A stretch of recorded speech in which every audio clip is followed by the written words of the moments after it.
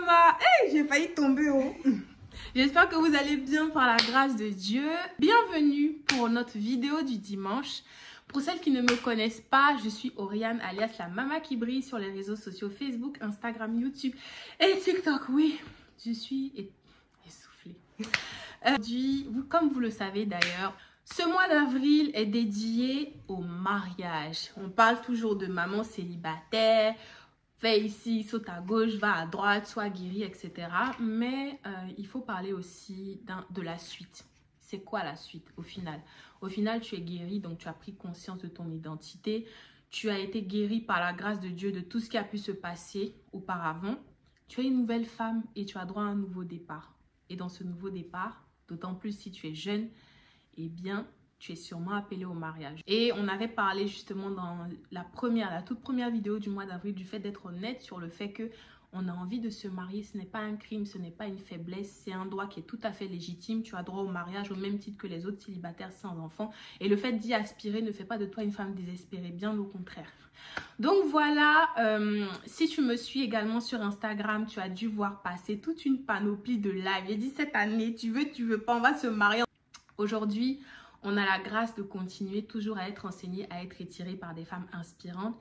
J'ai une affection toute particulière pour mon invitée de cette vidéo parce que elle est dans la fraîcheur de la jeunesse. C'est une jeune mariée, et oui, une jeune mariée qui va venir encourager. Même si elle n'a jamais été maman célibataire, elle est jeune et son parcours et ses conseils peuvent aider une jeune femme, maman célibataire ou pas, mais qui veut avoir les bonnes informations, les bonnes pratiques et surtout avoir un témoignage inspirant pour pouvoir entrer sereinement dans le mariage. Aujourd'hui, on parle de fréquentation. Alors, comment se comporter pendant la période des fréquentations? Précédemment, on a parlé de se préparer à rencontrer son Joseph.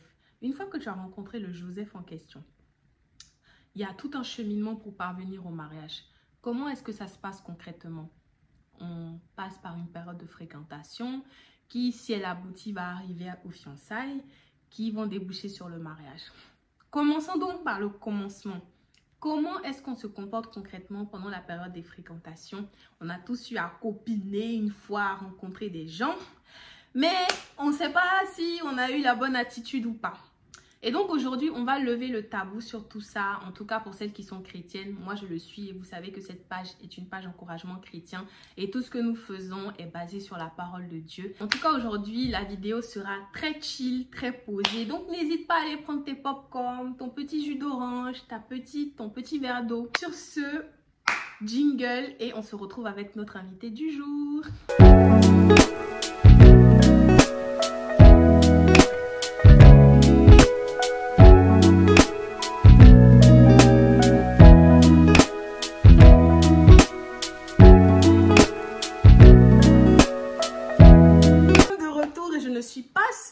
Je suis avec Coraline. Je suis très heureuse de recevoir une sœur en Christ que j'affectionne beaucoup, que je considère comme ma petite sœur. Donc Coraline Leonardo. Aujourd'hui, Coco, comme je l'appelle affectueusement.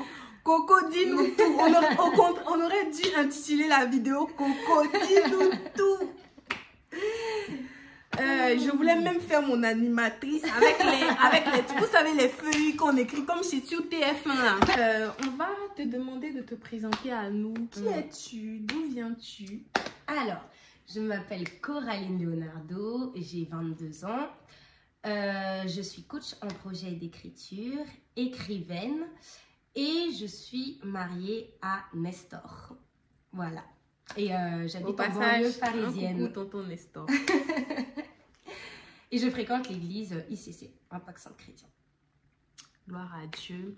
Alors, Coraline, on a parlé de jeunesse. Et en fait, aujourd'hui, le sujet va s'adresser vraiment à des jeunes femmes. Donc, quand je dis jeunes femmes dans la vingtaine, avant 30 ans, qui aspirent à se marier. Donc, si tu es une maman célibataire qui passe par là, tu as 22 ans, 22, 25, 26, en tout cas jusqu'à 30 ans.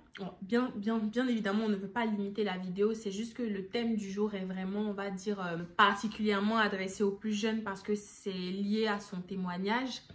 Alors Coraline, on parle de fréquentation. On sait que quand on est dans les églises, en tout cas, on entend parler de cheminement.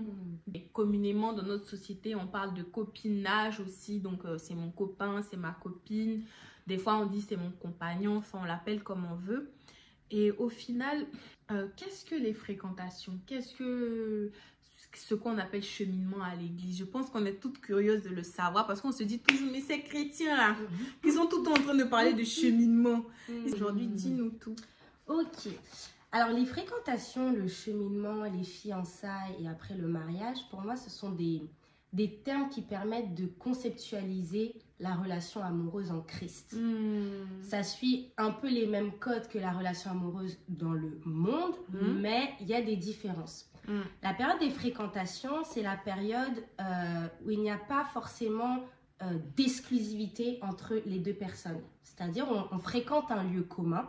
En l'occurrence, par exemple, avec mon mari, la période de fréquentation, elle a débuté dans notre groupe de partage biblique de jeunes. Pause. Quand on vous dit de faire les communions fraternelles à l'église, on dit de faire les communions fraternelles à l'église. En voici l'exemple vivant. Oh Seigneur, délivre-nous des Netflix, des tons, des séries. C'est-à-dire que en fait, des fois, tu as tellement la flemme quand tu vas à l'église que tu te dis, bah, surtout quand on est introverti, on se dit, bah, j'ai atteint ma limite aujourd'hui de sociabilité, j'ai envie de rentrer chez moi. Alors que des fois, bah, on se prive de certaines occasions. Okay. C'est vrai. Donc, on était dans le même groupe de partage biblique. Donc, on se réunissait une fois par semaine. Et en fait, on était dans le même environnement. Et les fréquentations, ça commence par là. Ça commence par un lieu commun. C'est soit une association, un département, etc., un groupe de services, etc. Donc, nous, c'était ce groupe de jeunes communs. Donc, on se réunissait une fois par semaine. Et il va s'avérer qu'on se voit plus d'une fois, régulièrement, etc., etc. Mais il n'y a pas forcément d'intérêt encore manifesté. C'est vrai que je trouvais mon mari beau, je le trouvais mignon, il se démarquait par sa spiritualité, la maîtrise des Écritures. Donc, je voyais que c'était quelqu'un quand même de profond avec les Écritures, profond avec Dieu, etc. Et puis après, mais je ne voyais pas forcément que je l'intéressais plus que ça. Donc, j'étais résolue dans mon cœur que Coraline, je sentais comme une attirance pour lui, il me plaisait. Mais très vite, j'ai réprimé cette attirance-là en me disant, Coraline, tu vas au groupe de partage biblique pour jeunes, pour prier, pour méditer la Bible, c'est pas pour avoir des crushs ou quoi que ce soit. Donc, j'ai réprimé ça tout de suite. Attends, pause encore. Là, Oriane veut sortir. Permets-moi de sortir. Donc, en fait, ça veut dire que vous qui allez à l'église ou nous qui allons à l'église, à cause du crush qu'on a vu là-bas, le feu sur nous, quoi. Ok, on a compris. Oui, c'est vrai qu'il faut... moi, j'ai compris, le Seigneur m'a enseigné que c'est quand j'ai été désintéressée que j'ai accepté de mettre cette attirance de côté pour me focus vraiment sur la parole de Dieu, la communion avec les autres, que quelques temps plus tard, que c'est là que le Seigneur va commencer son scénario.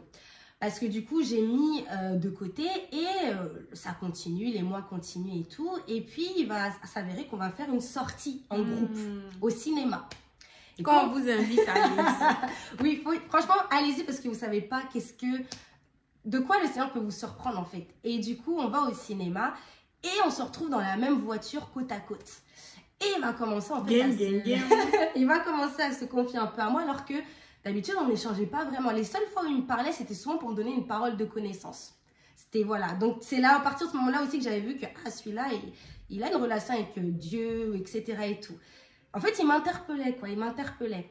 Et donc, on se retrouve dans la même voiture et bah, il va commencer un peu à se confier, à me parler un peu de sa famille, etc. Et je m'en souviens que je me suis dit, mais waouh, mais finalement, il se confie à moi, waouh. Je me sentais d'un seul coup valorisée, etc. Enfin, de sa part et tout ça, mais sans plus, franchement, il n'y avait pas d'arrière-pensée, etc. Et donc, on regarde le film, donc avec le groupe, on se retrouve aussi assis au même endroit.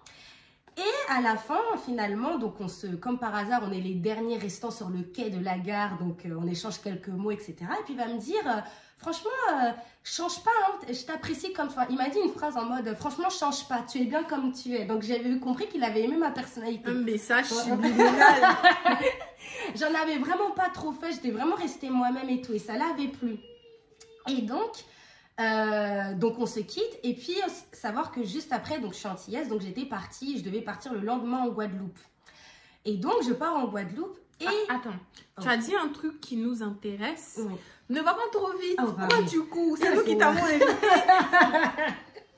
Autant pour moi. Tu nous as dit, il y a un truc qui a attiré mon attention, tu dis que tu es restée toi-même. Ouais. Et c'est en fait le fait d'être vraiment toi qui l'a attiré. Donc moi, ça attire mon attention fortement pour dire à une sœur, mais tu sais, je sais que des fois quand on est jeune, on a tendance à, en fonction de comment les autres nous perçoivent ou des défauts qu'on peut avoir, à se dévaloriser ou bien à trouver qu'on n'est pas assez, surtout quand on est dans un environnement où il y a des filles qui paraissent plus cool, plus intéressantes. Et du coup, bah, on se dit... peut-être que si je suis comme elle, on s'intéressera à moi parce que tant que je suis comme ça, on ne s'intéresse pas à toi. Mais t'inquiète pas, il y a un Boaz quelque part qui t'aimera tel que tu es. Dieu ne s'est pas créé en te donnant cette personnalité-là. C'est vraiment, j'avais envie de t'encourager par rapport à ça. Restons nous-mêmes et ne t'inquiète pas, même si la promesse tarde, elle s'accomplira certainement. On te redonne le micro. Oui, c'est un très très bon point que tu dis parce que c'est ça que je voulais, enfin que j'étais partie sur ça, être moi-même pour moi.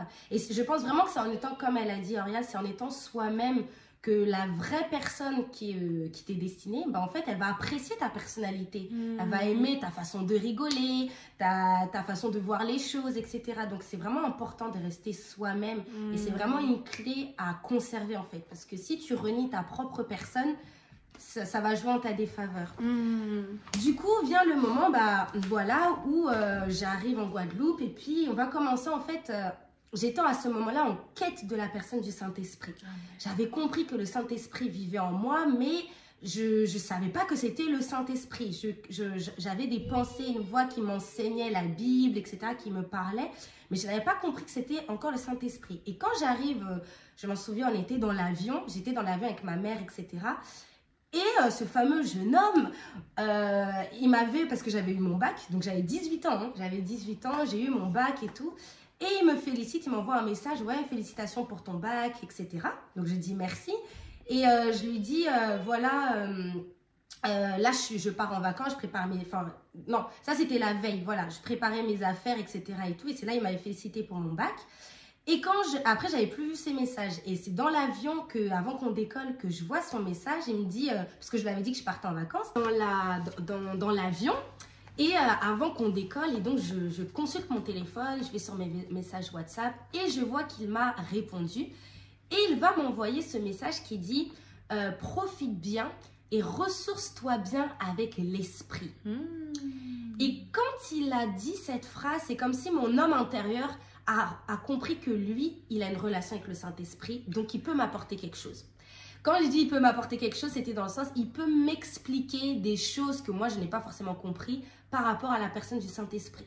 Et c'est comme ça que va commencer nos échanges réguliers, où en fait, dès que j'arrive en Guadeloupe, bah, je vais commencer à lui faire des audios parce que j'avais besoin que quelqu'un me parle, m'explique par rapport à la personne du Saint-Esprit. Et comme j'avais compris que lui, il avait une relation avec le Saint-Esprit, donc j'ai commencé à lui expliquer.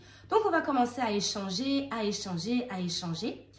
Et c'est là où en fait, on va pas se prendre de passion, non, c'est pas le terme, mais nos échanges étaient quand même passionnants parce qu'on parlait de notre relation avec Dieu, de nos expériences avec le Seigneur, on s'édifiait sur des versets, donc c'était vraiment édifiant en fait, c'était très édifiant, il me donnait des conseils, donc jusqu'à, je l'ai appelé grand frère spirituel.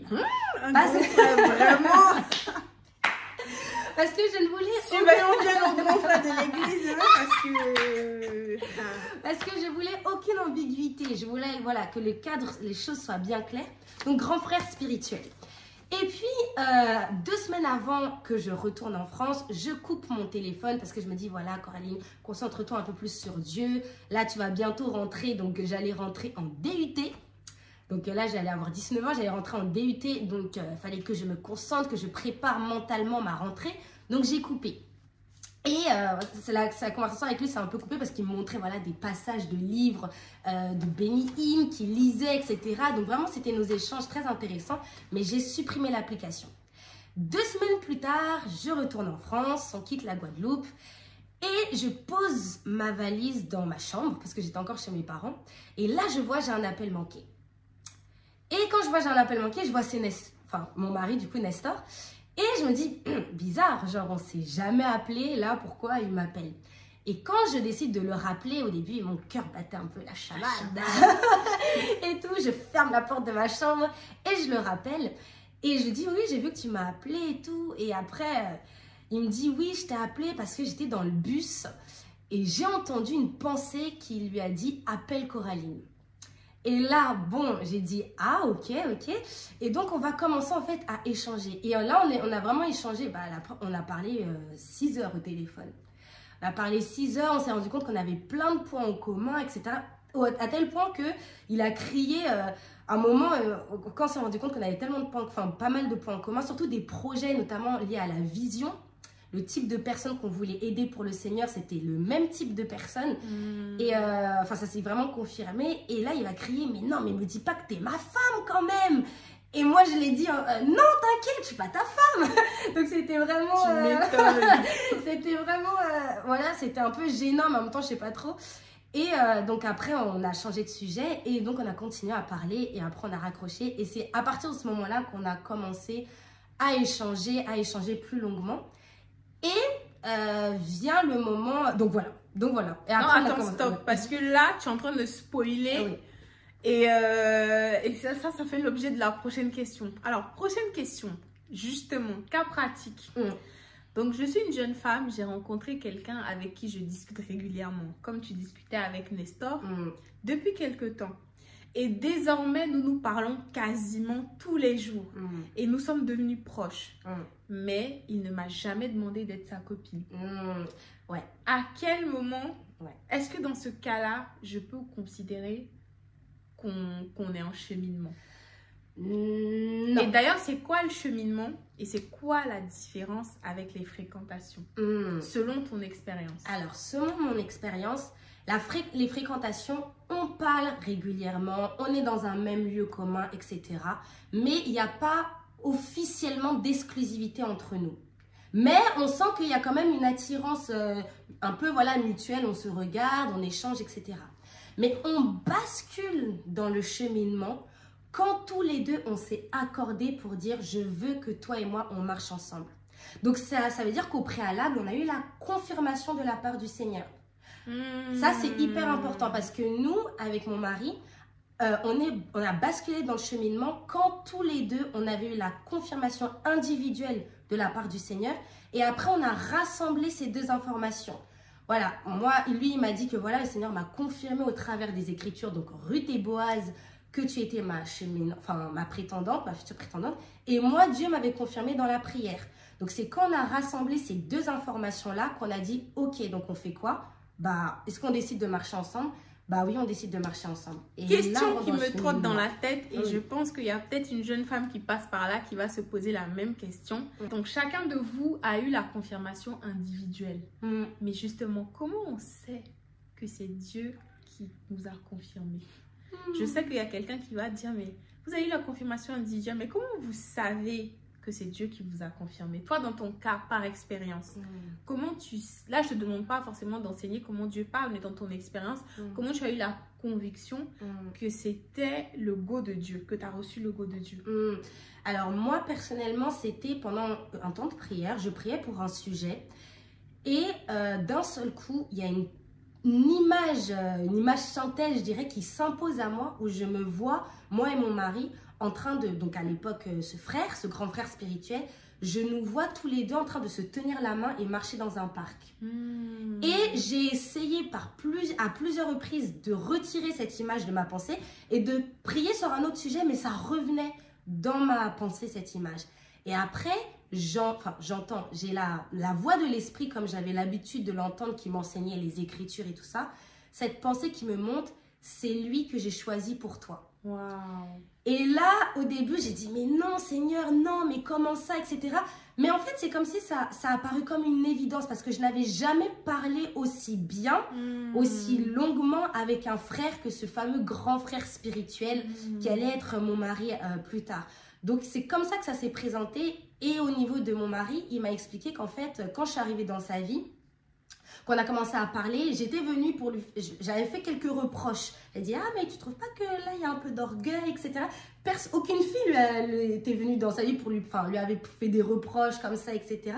Mais comme j'étais moi-même, quand il y a quelque chose qui n'allait pas, je lui disais, ah là, tu penses pas qu'il y a un peu d'orgueil, etc. Donc, il a dit, et il voyait qu'on parlait un peu régulièrement, et il a dit au Seigneur, Seigneur, c'est qui cette fille, en fait, qui est arrivée dans ma vie? Donc, il y a le questionnement à Dieu aussi qu'il faut faire. Il faut questionner Dieu. Et lui, il a questionné Dieu. Il a dit, mais c'est qui cette fille et tout? Et Seigneur lui a dit au début, c'est une amie. Il a commencé comme ça, progressivement. Et après, il lui a montré au travers des Écritures, Ruth et Boaz, que j'étais sa prétendante. Il a vraiment ouvert ses yeux. Et moi, je ne me suis pas arrêtée simplement à cette image synthèse que j'avais eue dans la prière.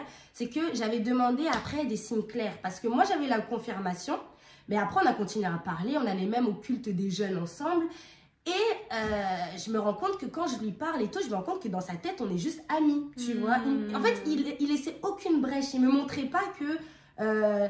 on parlait bien, mais ne montrait pas que ouais, c'est sur toi que j'ai flashé. Et moi, je dis, mais Seigneur, c'est quoi cette affaire? Genre, tu m'as dit dans la prière que c'est lui mon prétendant. Et lui, il me fait toute une exhortation sur l'amitié. En mode, oui, toi et moi, on est amis. On était dans le train. Il me dit, oui, toi et moi, on est amis. Et moi, j'ai dit, mais non, t'es mon futur, quoi. Et donc, j'étais un peu perdue, tu vois. Mais est-ce que à ce moment-là, question aussi qui nous démange la gorge, est-ce qu'à ce moment-là, tu t'es pas dit, mais... Puisque Dieu m'a confirmé, pourquoi est-ce que tu n'as pas eu envie d'aller lui dire, mais ouais, Dieu m'a dit que c'est toi? T'as pas eu envie? Non, j'ai eu envie, oui, j'ai eu envie, mais j'ai pas cédé. J'ai pas cédé parce que dans à l'église, on nous avait bien enseigné que c'est l'homme qui doit dire à la femme, qui doit avouer en fait d'abord et après, moi j'allais avouer. Mais surtout, c'est que... Oui. Permets-moi encore. Vraiment, je ne veux pas faire mon impoli, hein, mais c'est juste que vraiment, il y a des choses que tu dis qui résonnent et qui me donnent envie de faire un highlight dessus, en fait, pour encourager une sœur. C'est là d'où on voit toute l'importance de se faire accompagner spirituellement au mariage, parce que c'est vraiment une institution divine et on a besoin de sagesse pour y entrer, d'autant plus que c'est quelque chose, en tout cas pour celles qui n'ont jamais été mariées, qu'on ne connaît pas, et c'est bien d'y aller avec toutes les informations et la connaissance nécessaire. On ne dit pas qu'on sera prête à 100%, mais au moins il faut que les prérequis soient là pour être sûr qu'on puisse réussir finalement ce voyage, parce que je crois aussi, et tu pourras me le dire, même si tu es jeune mariée, depuis quand même un certain temps, tu vois que dans le mariage aussi, comme on dit, le faire aiguise le faire, donc je crois que dans cette phase aussi, on continue d'apprendre, de s'améliorer, de se découvrir même des facettes, etc. Mais toujours est-il que avant d'aller en voyage quelque part, tu te prépares. Moi, pour ma part, quand je suis venue en France pour faire mes études, il y avait un prérequis. Il fallait que je me renseigne sur le pays, les conditions, etc. Au moins, j'allais sereine. Je ne me lève pas un jour, je vais prendre un billet d'avion pour aller à l'aventure dans un pays que je ne connais pas du tout. Je ne connais pas les fréquentations, je ne connais pas les lois. Bref, il faut quand même un minimum. Et c'est tellement important. Et donc, je veux encourager peut-être une sœur. Aujourd'hui, tu as rencontré quelqu'un, peut-être que les parents ne sont pas d'accord ou bien que l'entourage n'est pas d'accord, mais tu te dis que tu l'aimes, tu vois ses bonnes qualités et tu te dis, moi, je vais y aller, je vais faire confiance à mes sentiments. On entend souvent, fais confiance à tes sentiments, à ce que tu ressens dans le cœur. Mais faut des fois aussi t'aimer assez pour avoir la sagesse d'aller apprendre auprès de ceux qui sont déjà passés par là. C'est vraiment ma parole d'encouragement, se faire accompagner. Quand on l'entend parler comme ça, on se dirait, ouais, mais elle est sage, donc moi aussi, je peux avoir cette relation avec Dieu. Mais la sagesse aussi l'a conduit à se faire accompagner. Toutes ces choses qu'elle sait, pour la plupart, c'est des choses qu'elle a appris, non seulement dans la parole de Dieu, mais qui lui aussi a été enseignées par des personnes plus sages. Donc, c'est vraiment... mon encouragement pour toi, ne te presse pas. Le mariage, c'est un long voyage et il vaut mieux être préparé avant de l'entamer. Voilà, donc on va poursuivre avec nos questions. Donc là, on comprend que ma chérie Coco d'amour, que tu sois pressée ou pas. Et quand je dis ma chérie Coco, c'est pas toi Coco, c'est vraiment voilà, à une chérie qui passe, à une maman. même si le Seigneur t'a révélé que c'est lui, soyons sages. Tant qu'on n'a pas le go, la confirmation, et surtout nous en tant que femmes, tant que c'est pas le Adam qui nous a repérés et qui est venu vers nous pour dire oui, enfin je t'ai reconnu. Toi qui es os meso, chair de ma chair, la sagesse divine voudrait qu'on reste à notre place. Même si ça boue, même si c'est... il faut faire... Parce que ça aussi, c'est une manière, ça s'appelle aussi la maîtrise de soi, savoir gérer nos émotions. Parce que si avant le mariage, on n'a pas cette capacité de savoir maîtriser nos émotions, bah, ça nous expose à beaucoup de choses dans le mariage, donc par exemple l'adultère. Donc des fois, si voilà, les parents, les pères spirituels ou bien d'autres personnes s'opposent, c'est pas parce qu'ils ne nous aiment pas. Il faut toujours prendre en considération ces conseils-là. C'est sûrement parce qu'avec leur expérience et leur maturité, ils ont su voir des choses qui ne vont pas encore en nous, que nous-mêmes, dont nous-mêmes on ne se rend pas compte. Voilà, donc il ne faut pas toujours balayer du revers de la main les conseils. Il faut les prendre, ils sont vraiment très bons, bénéfiques pour nous. Et donc Coraline, on poursuit. Et donc sur la base de ton expérience, est-ce que tu peux nous conseiller 3 bonnes attitudes à adopter pour réussir sa phase de cheminement? Mais comment concrètement, en tant que femme sage, quelle est, par exemple sur la base de ton expérience, 3 attitudes qui vraiment t'ont permis de réussir cette phase de cheminement? Alors la première chose, enfin j'ai vraiment, juste avant de répondre, j'ai vraiment à cœur d'appuyer le point du fait que c'est pas à nous les femmes d'aller déclarer, livrer notre cœur à l'homme en premier, mais c'est d'abord l'homme, et c'est même en fait biblique, parce que même avec Boaz et Ruth, c'est Boaz qui s'est présenté devant Ruth, qui lui a d'abord manifesté son intérêt, et pareil pour Adam et Ève. Donc c'est quelque chose de biblique de laisser l'homme d'abord présenter, manifester son intérêt et lui dire te dire clairement, voilà, je suis intéressée par toi, je veux cheminer avec toi, plutôt que ça soit toi qui dise, voilà, je suis intéressée par toi, je veux cheminer avec toi. C'est vraiment renverser l'ordre qui est établi, parce que bibliquement, c'est l'homme qui va comme Adam et Boaz. Donc, je voulais vraiment rajouter ça. Fais pas cette erreur de faire ça, sinon, bah, c'est pas bon. Et même, je pense que même parfois, ça repousse certains hommes quand... voilà, tout de suite on livre notre cœur, tout de suite on dit oui, je veux cheminer avec toi, ça peut effrayer certains hommes. Donc c'est ça que je voulais rajouter. Et 3 conseils que je pourrais donner, bah, la première, on l'a dit tout à l'heure, pour réussir son cheminement, moi ce que je conseillerais, c'est vraiment d'être soi-même. Vraiment d'être soi-même dans ta personnalité, dans ce qui te fait rire. Ne fais pas semblant de rire à des choses qui te font pas rire, par exemple. Ça, c'est pas bon en fait. Si tu aimes quelque chose en particulier, assume que tu aimes cette chose-là. Voilà, tu aimes le chocolat, ne prétends pas que tu aimes le chocolat noir, mais ne prétends pas devant lui que tu aimes le chocolat blanc. Pause. Ouais. Mention spéciale aux filles qui vont s'entraîner à jouer aux jeux vidéo, à la console, alors qu'on n'aime pas ça en fait. Non mais mince, on n'aime pas le foot, assume, c'est pas grave. On sait que 99% des gars aiment le foot, tant mieux. Mais des femmes qui aiment le foot, à part si elles l'ont pratiqué en tant que sport, franchement, j'en connais pas beaucoup. Si y en a, gloire à Dieu. Mais si c'est pas ton cas, te force pas à aimer simplement parce que tu veux attirer son attention. Sois vraiment toi-même. Pareil, il y a des choses, bah, c'est pas trop ta cam, etc. Il y a des activités, vraiment, c'est pas pour toi. C'est bien aussi d'être honnête et de dire, en fait, excuse-moi, mais moi, j'aime pas trop ça. Au moins, il le sait. C'est vrai qu'effectivement, plus tard, quand on sera marié, on fera des concessions. Mais ouais, viens comme tu es, venez comme vous êtes. Après, on te dit pas que ça ne veut pas dire que tu dois pas essayer ou faire un petit effort. Mais ce qu'on met en avant, c'est ne fais pas comme si tu aimais ça, que c'était une passion pour toi, alors que ça l'est pas du tout. Donc, c'est vraiment important, voilà, d'être soi-même. Le deuxième point que je dirais, c'est important d'être transparent avec l'autre. Malheureusement, aujourd'hui, on peut vite cacher les choses ou cacher nos défis ou cacher beaucoup de choses ou même des choses que tu as vécues. Là, je parle surtout là, on est vraiment dans la période du cheminement. Tu peux pas dans les fréquentations, tu peux te permettre voilà de pas de cacher les choses, mais de pas totalement t'ouvrir parce que voilà, tu sais pas que t'es pas forcément certaine que la personne avec qui tu fréquentes sera forcément ton futur cheminant. Mais dans la phase du cheminement, pour réussir son cheminement, c'est important d'être transparent. De dire si tu as des challenges, certaines choses, etc. et tout, voilà, tu dois être à l'aise avec le fait de te confier. Moi, il y a des choses comme parfois, j'arrivais pas à prier. Moi, j'ai également été transparente. J'avais des problèmes J'avais une maladie, en gros, j'avais à l'époque une maladie au niveau des ovaires.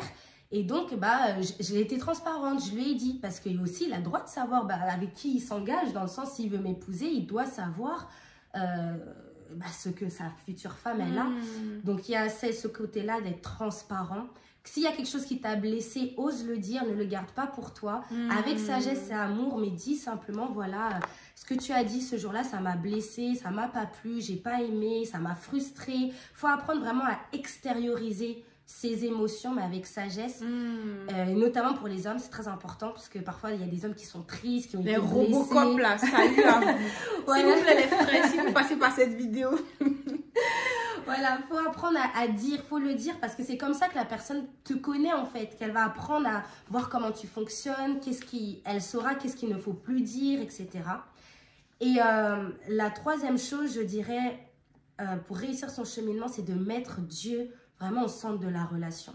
Déjà, individuellement, il faut avoir une bonne relation avec Dieu. Ça, franchement, c'est super important. Déjà, individuellement, avoir une bonne relation avec Dieu. Quand on dit avoir une bonne relation avec Dieu, ça ne veut pas dire d'être prié tous les jours, etc. Avoir vraiment cette relation de sincérité avec Dieu. Quand il te dit qu'il y a quelque chose qui ne va pas dans ton cœur, dans ton âme, ou que tu as fait quelque chose de mal, avoir l'humilité de dire, ah voilà Seigneur, je reconnais, j'ai mal fait, j'ai fauté, je te demande pardon. Avec le désir sincère de vouloir renoncer à ce péché, à cette maladresse, etc. Et de se soucier aussi de ce que Dieu veut. Ça veut dire que quand tu te soucies de ce que Dieu veut, tu auras un certain respect pour la parole de Dieu qui va faire que dans ta relation, dans ton cheminement, il y a des choses que tu ne feras pas, comme crier sur le gars, parce que tu sais que la parole de Dieu, elle aime pas ça, tu vois, elle nous dit d'être maîtrisée, tu vas pas crier sur le gars, ou tu vas pas lui mentir, parce que tu sais que la parole de Dieu dit que voilà, le mensonge, on doit se débarrasser du mensonge, donc c'est vraiment important d'aimer Dieu, d'avoir une bonne relation avec Dieu, et que cette relation avec Dieu soit au centre de votre propre relation. Vraiment, on est ensemble, c'est pas simplement pour se dire je t'aime et tout, mais c'est vraiment pour les intérêts premièrement de Dieu. Voilà, pour le plaisir premier de Dieu. Et ça ramène un équilibre qui va même nous empêcher de tomber dans la sexualité, avant mariage, etc. Parce que on a ce respect pour Dieu, on a cette révérence pour Dieu. Donc, c'est très important. Voilà. Donc, on récapitule les 3 conseils. Être soi-même, être transparent sur tes défis, sur tes réalités, parce que là, vous êtes engagé pour aller vous fiancer, et puis le mariage, la célébration. Donc, c'est là où les choses se disent. Comme on dit, si 2 personnes ne se sont pas accordées, est-ce qu'elles peuvent marcher ensemble? Donc, c'est important. Et 3e chose, et qui d'ailleurs même devait être la première chose, c'est Dieu, la base, le roc, la fondation, celui qui est au centre de tout. Celui qui vous conduit individuellement, mais aussi qui conduit cette relation. Gloire à Dieu. Maintenant, on va te demander de nous citer 3 red flags, c'est-à-dire des trucs super éliminatifs en tant que femme qui sont déconseillés de faire pendant la période des fréquentations, du cheminement. D'accord, donc 3 choses à ne pas faire dans le cheminement. Ok. Coucher ensemble. Premièrement, oui, c'est sûr, coucher ensemble, c'est vraiment red flag. Là, c'est le piège dans lequel il faut pas tomber. Et c'est pour ça que 2 clés que je donne pour éviter de coucher ensemble, c'est ce qui nous a beaucoup aidé. C'est premièrement avoir la crainte de Dieu dans son cœur. Ça, c'est vraiment quelque chose qui va beaucoup vous aider, ça rejoint la 3e clé d'avoir une bonne relation avec Dieu. Mais quand on a la crainte de Dieu dans son cœur, le respect pour Dieu dans son cœur, il y a des choses qu'on ne va pas se permettre de faire, et notamment de coucher avec la personne. Nous, vraiment, c'est ce qui nous a beaucoup gardé, parce qu'on a fait quand même 2 ans de cheminement, en comptant les fréquentations, et 2 ans de fiançailles. Et les opportunités étaient grandes. Sachant qu'après moi-même j'avais mon appartement, etc. Donc les opportunités étaient là, elles étaient là. Donc s'il n'y avait pas la crainte de Dieu dans le cœur, on aurait couché ensemble. Donc c'est important de développer la crainte de Dieu dans son cœur. Et la 2e chose qui permet de ne pas coucher aussi, c'est de servir ensemble, servir Dieu ensemble. Ça nous a beaucoup aidé, notamment les 2 premières années. On allait faire beaucoup de maraudes, d'évangélisation de rue, distribuer des boissons chaudes aux SDF. Donc en fait, ça nous a donné un cadre. Ça a mis un cadre, genre un cadre de sainteté, en gros, qui fait que... tu peux pas aller parler de Jésus et puis tu quittes la rencontre, tu fais pomper là. Voilà, c'est ça, exactement. Donc ça nous a beaucoup protégés, ça nous a gardés. Et on a vu qu'effectivement, quand on a commencé à diminuer dans nos sorties d'évangélisation, d'un seul coup, là, on ne s'intéressait pas à nos chairs, à nos corps, à l'attirance physique. Là, ça s'est plus fait ressentir. On avait plus envie enfin, pas de coucher ensemble, mais l'impudicité, l'esprit d'impudicité voulait nous influencer parce que, on avait mis de côté le service pour Dieu on le remplaçait par des sorties au restaurant qui durent très longtemps. En plus, on avait la voiture, donc dans la voiture très longtemps, des discussions très longues.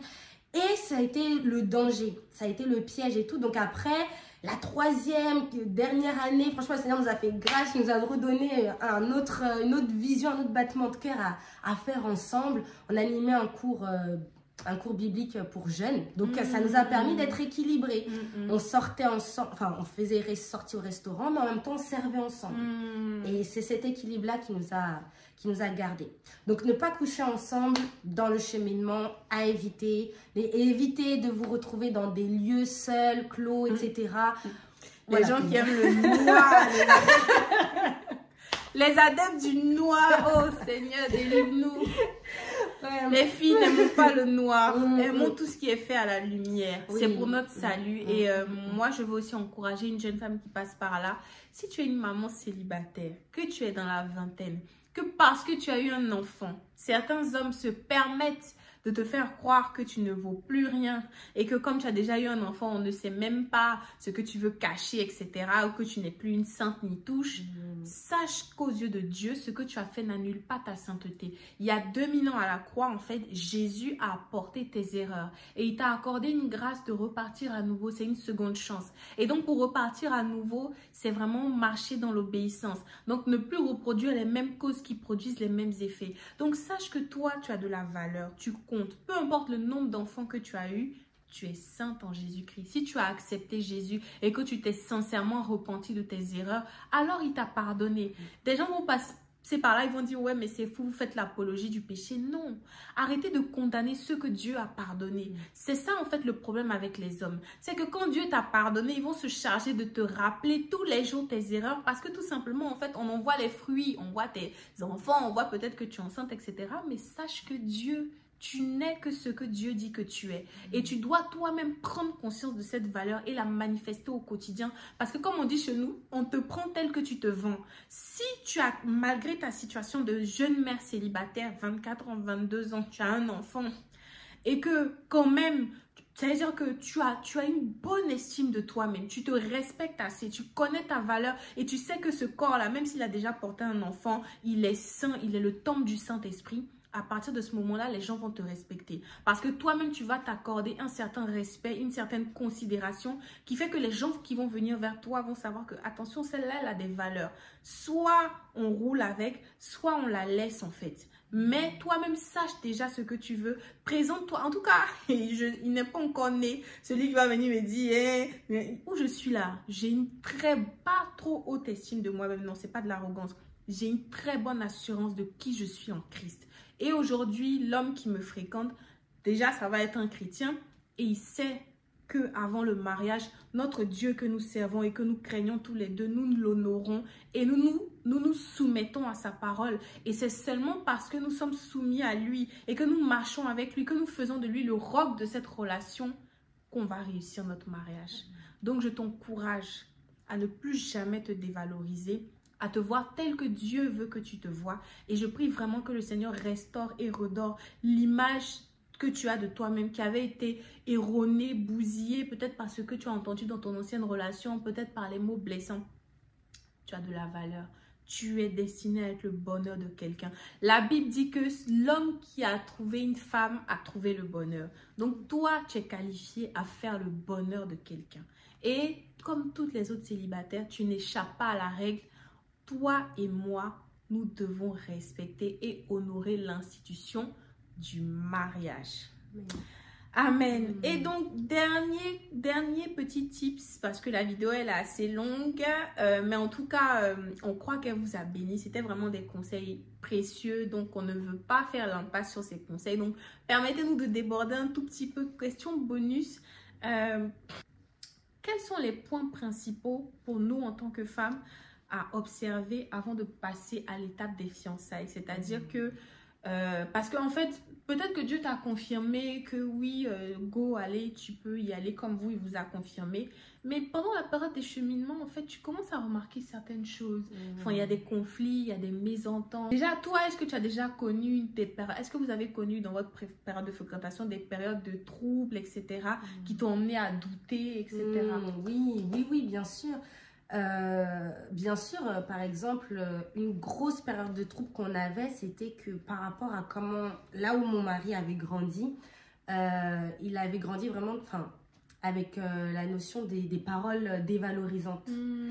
Et moi, à l'inverse, enfin, donc dans le même sens, c'est que j'arrivais pas à m'accepter en tant que femme. Et je n'étais pas le style de femme que mon mari de base aurait espéré, que Nestor avait espéré et tout. Et donc, malheureusement, heureusement, bon après ça nous a permis d'être encore plus forts, mais il avait souvent des paroles blessantes, très souvent des paroles blessantes, etc. et tout, me faisant comprendre que je n'étais pas le style qu'il voulait.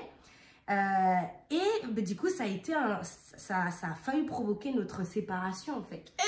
Vraiment, un jour, après, j'ai dit non, non, j'ai dit non, là, c'est important, c'est pour ça que c'est important de se connaître. Enfin, de se connaître soi-même et de se valoriser. Parce que quand tu te valorises, il y a des choses que tu ne vas pas accepter. Il y a des choses que tu ne vas pas accepter. Et ça, voilà, je le pardonnais, etc. Mais à un moment, il avait atteint, sans s'en rendre compte, en fait, parfois, c'était chill. Et puis, boum, une parole blessante comme ça. Boum, boum, boum, comme ça. Et à un moment, je me suis dit, non, Coraline, à chaque fois, je disais, Seigneur, parfois, ça me faisait pleurer et tout. Et j'entendais l'esprit qui me disait, sois patiente. Sois patiente, il va changer. Mais à un moment, j'ai dit, bon, là, non. Voilà, sans faire exprès, on était en public, il a lâché une parole dévalorisante, blessante. Et quand j'y ai repensé, j'ai dit, non, stop. Donc, j'ai pris mon téléphone, j'ai dit, écoute, moi, je m'en souviens, j'étais en larmes. J'ai dit, moi, j'arrête. Je me suis pas mise dans cette relation pour souffrir, etc., pour perdre ma confiance en moi, déjà que j'y travaille, etc. Et là, ça a été une prise de conscience pour lui. En fait, là, il s'est vraiment rendu compte qu'il était sur le point de me perdre. Et c'est là qu'après, il a vraiment, jusqu'à il était prêt à aller sur mon lieu de travail, etc. Et il a vraiment demandé pardon, etc. Et du coup, on a prié pour ça et on a recollé les morceaux et il a vraiment changé en fait. Et c'est pour ça que je dis, il y a des attitudes que parfois la personne va manifester qui ne sont pas bien. Mais il faut faire attention parce que c'est pas parce qu'il manifeste ça aujourd'hui que demain il va forcément manifester ces mêmes choses. C'est pour ça que je tiens, la chose qu'il faut analyser, c'est quelle est l'attitude de cœur qu'il a. C'est-à-dire que quand on lui fait le reproche, est-ce qu'il est désolé? Est-ce qu'il essaye quand même de vouloir changer? Même si peut-être il va pas réussir tout de suite, mais au moins une attitude en mode oh, mince, je lui ai fait mal, je l'ai blessé, je m'en veux.